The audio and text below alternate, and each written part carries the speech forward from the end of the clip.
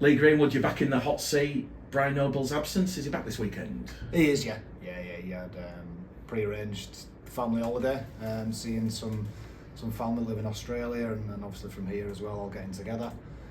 I had a break in December that I already had booked, obviously before Eamon decided to move on. So all good. He's missed obviously the Huddersfield game, but he's watched it back and we've been in communication all week. But yeah, he's back and they'll be ready for Sunday. Pre-season is over now. What aspects of pre-season training have you found beneficial for the team's preparation for the start of the competitive rugby league season, which of course starts this weekend? Yeah, well, you've got to cover everything obviously. As a coach, you've got to make sure that every facet of the game has been prepared for. I think I said it last week, you've only got limited time with the players. Even throughout a pre-season, you're only training say 3 times a week maybe. You lose some of them sessions because of weather or whatever else, so you've really got to prioritise what you think is the most important. So we've made a conscious effort of trying to get the team in the best physical shape we can. That's in the gym and obviously with the general fitness levels. Knowing that we've got the quality of player there anyway, even if you didn't cover certain aspects, but then knowing that you can add to things as you go along and probably get better in certain aspects of the performance.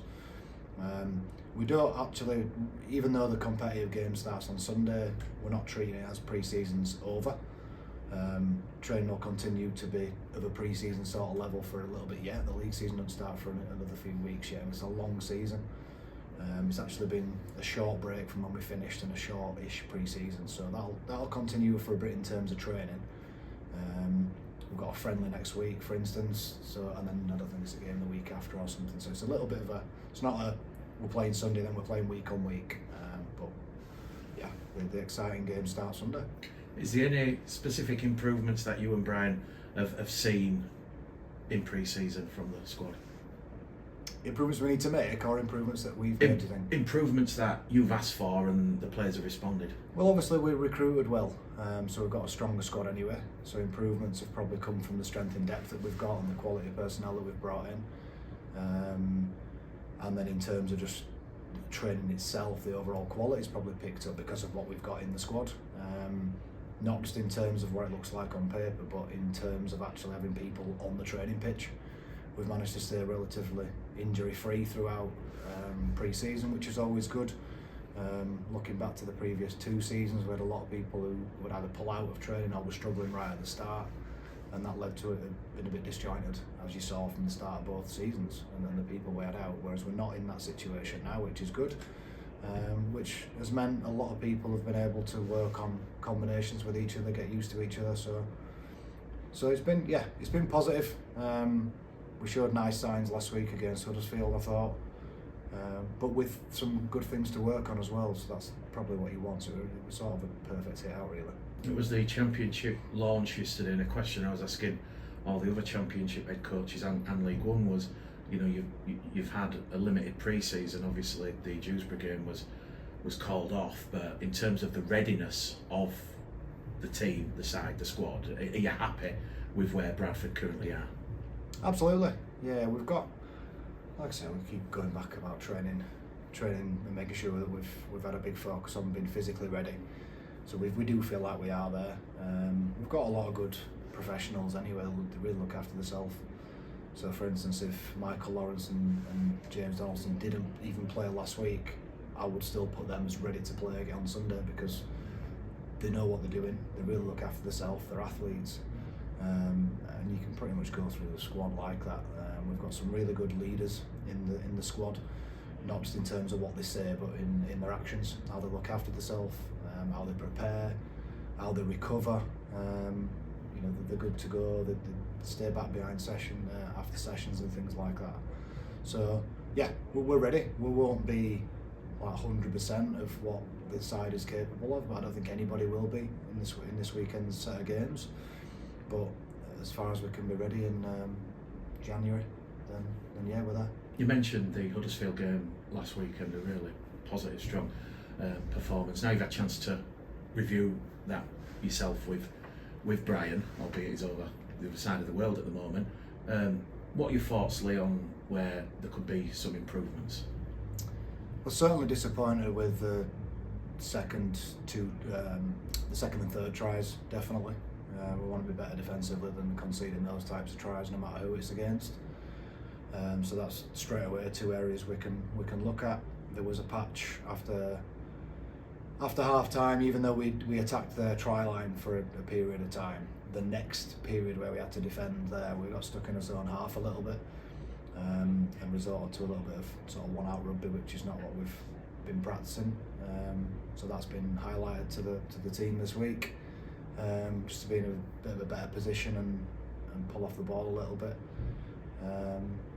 Clearly the ones that everybody saw, a few offside penalties and tries disallowed, which we can be better at. So that's another area we've highlighted this week. I thought first half were generally really positive. We seemed to create a lot of opportunities and maybe didn't just get that final pass right. We passed a couple in a touch and a couple on the floor. So, but those are things that you expect to happen. I mean, if we'd have been absolutely perfect last week, you'd have been concerned because you'd only go downhill after that. So, no, it like I say, it was probably exactly what we were after last week. Really positive signs, but with plenty of things to work on. There has been a bit of a fixation on Bradford's strong, dominant defence. On the attacking side of things, are you happy with how the new spine's looking? Tom Holmes, James Meadows, Joe Keys?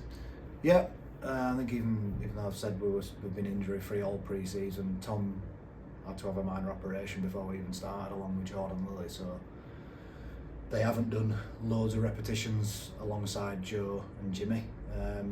And then obviously Tom only played 40 minutes last week. He did play against Keithley, so they haven't been on the training field loads of times together.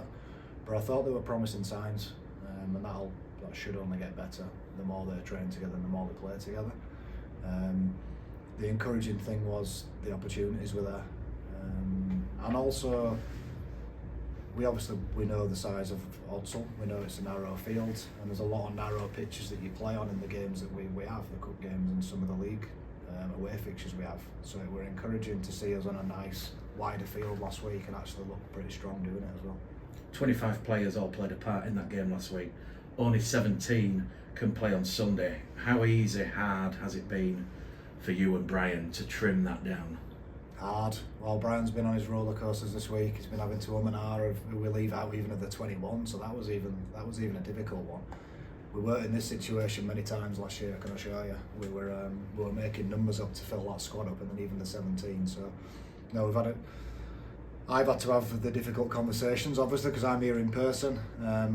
Brian would have done it over Teams or Zoom, but no, I've done it, and it's been difficult because nobody's not performed badly.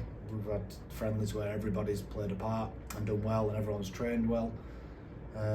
It's just been a case of, look, this is where we think the best 17 is at the minute. For this particular game, that won't be the strongest and best 17 we select later on in the season. That's for definite. But yeah, it's been a difficult one. Like I said, even just to narrow it down to 21 initially, and then actually to pick a 17. And those players, Lee, that you've had to have that difficult conversation with, those disappointed players, how are you managing to keep them motivated despite that disappointment that there won't be in, that first competitive game against Doncaster on Sunday? Yeah, that's not an issue just yet. You don't see people obviously disappointed they want to play, but they realise it's still pre-season. It's January, so some people have got a bit of work to do still. They're not quite ready, or as ready as other people are. Or they might have a couple of things to work on from the friendlies. So no one's disheartened to that level where they're sulking or anything like that. Half a dozen, 7-8 games in, and if that same player's not playing any part in that, then that's a different type of conversation. No, they're all totally understanding of the decisions that we've made.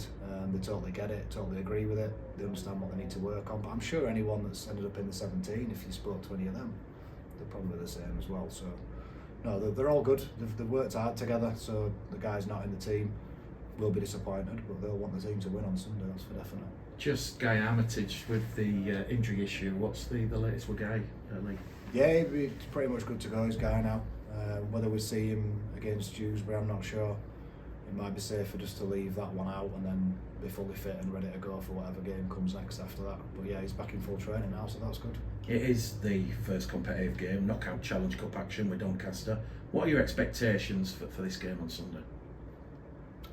Well, we can't control what Doncaster are going to be like, obviously, but for ourselves, we want to keep improving on what we've done in the 2 friendlies, what we've done over pre-season.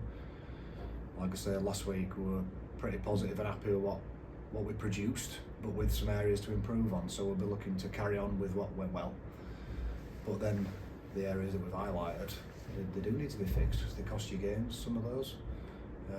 Doncaster will have had a look at our game, like I've had a look at theirs, and we've looked at their game against Sheffield, and they'll be looking where they can catch us out. So Doncaster, yeah, you look through the team and there's a lot of names that we've all heard of, we've all seen playing in Super League and higher levels, and there's some big bodies in there. We've got some big bodies too, so there were some big collisions going on. There were some pretty hefty ones, if I remember rightly, the away game at Doncaster. Paulie and Frank coming together a couple of times, so I'd expect more of the same on a nice tight cold afternoon on Sunday. But yeah, no, we're ready for it, we're up for it. We know sort of the prize waiting for other wins on Sunday as well. It's a shot at a Super League team at home, so we're both going to be giving it absolute everything. And like I say, we've got a lot of quality players in our team, but then you look through Doncaster's team sheet and theirs is the same. They're really strong individuals that can just pull something out of nowhere, and there were elements of that even in their friendly last week when a couple of their individuals like Craig Hall, Reece Lynn just fancied doing something and causing Sheffield some problems. They did it. Is that the type of game you're expecting, a real battle royal? The weather don't look favourable at this moment in time in the Odsal mud. Yeah, absolutely. You wouldn't expect anything different. Batangi, Paul, there's some big boys in there, but like I say, they're outside backs, and the back row there's some decent size there. You've got Briscoe for Imo bringing ball back. Craig Hall at fullback's obviously been a smart player for a long time. Yeah, they're stacked with it. They've got a decent set of half-backs. They can pick any 2 of 3 decent ones there.